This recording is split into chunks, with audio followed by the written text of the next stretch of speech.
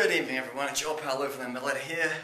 Just getting downstairs to get some cooked veg today. A rarity in my life. Well, because most of the times, I just basically eat ready-to-eat food, but I decided today, well, let's just go out and buy some fresh pack of vegetables, boil it together, and then I got at least a few days worth of veggies, breakfast, lunch, and dinner. Voila.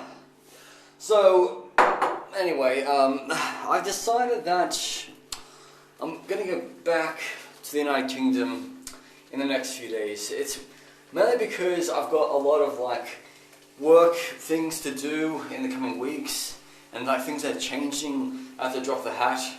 Because literally, right now, if things didn't really screw up, I should have been in Erbil, northern Iraq, Kurdistan, just meeting with Yazidis and Assyrians, maybe a few Kurdish Jews, and many Christians, and many Muslims.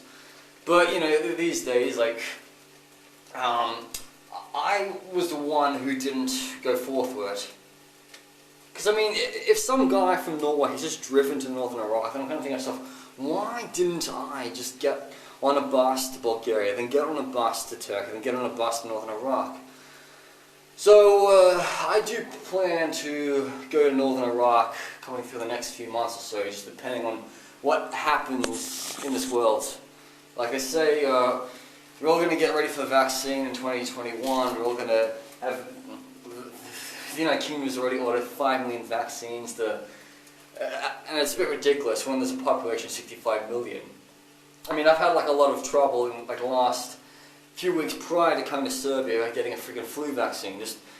They just wouldn't have any in stock for us under 65s. But you got to remember, not everyone under 65 is in good health. Especially with me, with my asthma conditions, I should be the ones who get first in line, get the freebies. So I kind of hope when the whole vaccine happens, they have to put us people first, us asthmatics first. Yeah.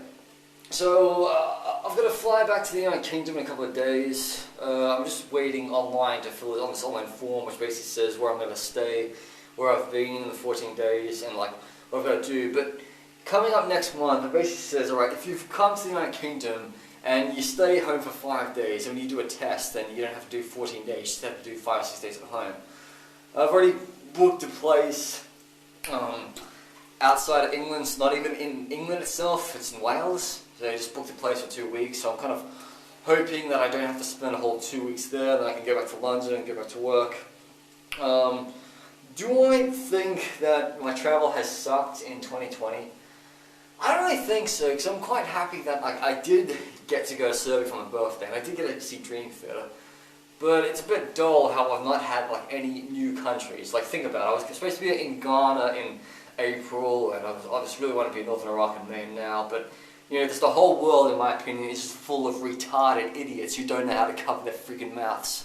So maybe all these people out there spreading it, make them be the last people in the world to ever get the vaccine. Yeah, so, but anyway, I've already written my top 10 bucket list that I did it last year. I started to redo it, and I did it into visiting countries that I would be able to get to as soon as everything eases off. I already said, okay, it'd be easy to get to Cuba, it'd be easy to get to Venezuela.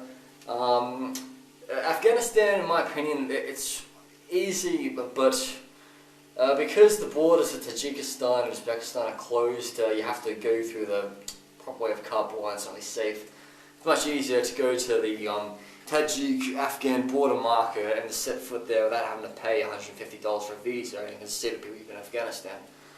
But anyway, next year, it has been 10 years since I was last in Africa, and it's I feel like I've neglected Africa a lot, because there have been times where God, I really want to go to Egypt to study about my great uncle Mick, or I want to see the pyramids in Sudan, or I want to see the British stuff in Gambia, or I want to visit all the British colonies in the southern part of Africa.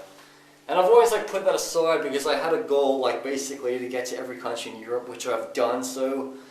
Yeah, but literally I'm gonna be back in London, I reckon for the next 6 months. I don't think I'll get out of London or the United Kingdom for the next 6 months. I'm just going to get too busy working 1 job, 2 jobs, maybe 3 jobs. Probably living in a house this time, because I haven't lived in a house in a while.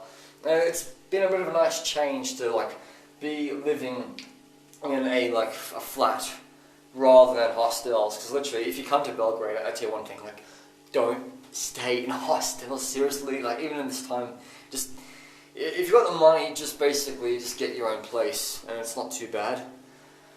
Yeah. So and also this is going to be my second Christmas. Actually, my second Christmas in a row, my third Christmas entirely in the UK. Because remember, I was in Glasgow in 2016, and then I was in London like last year Christmas. So I reckon I'm going to have a lot of Christmas in London. It's kind of funny how basically Bo's just like, alright, you're bound to mix up for the next few days, but don't screw things up. I'm like, literally, just in my opinion, I just basically say, look, just don't see people at Christmas. Just give them a phone call.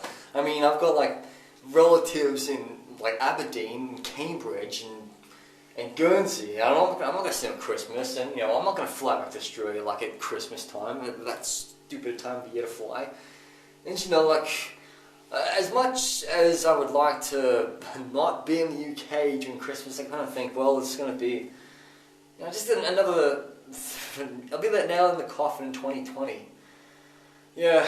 So anyway, it's kind of hard for a person who's basically been to every country in Europe, and all the countries you want to go to that are new, that you've never been to, well, they're all closed off, or they're all asking for 14 days to even PRC tests. Yeah. So anyway, I'm going to be laying low the next few days in Serbia before I get back to the United Kingdom. It's going to be really weird having to stay 14 days in this place in Wales and not have to leave. I'll have to basically just do Uber Eats, or just do deliveries, and I'll be getting I'll be eating healthy food, but I won't be, eating really bad food. Just like my jerk chicken. I haven't had jerk chicken in a few weeks. I kind of miss that because I've not been in the United Kingdom. But whatever they've got in Wales, I guess I'll be getting a lot of Welsh cakes. Anyway, over there, Metalhead, over and out.